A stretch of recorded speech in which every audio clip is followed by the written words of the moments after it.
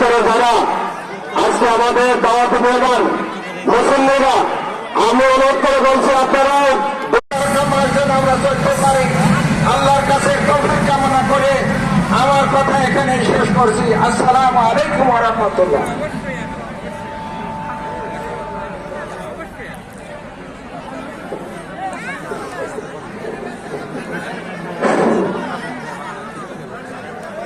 আপনারা যারা সামনে আমাদের কমিটির লোক আছেন, আমি অনুরোধ করবো দুই পাশে লোক বসিয়ে দেন।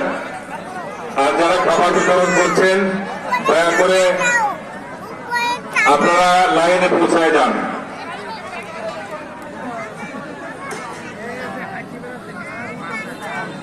লাইনে ফাঁকা জায়গা আছে নাকি তাতে কি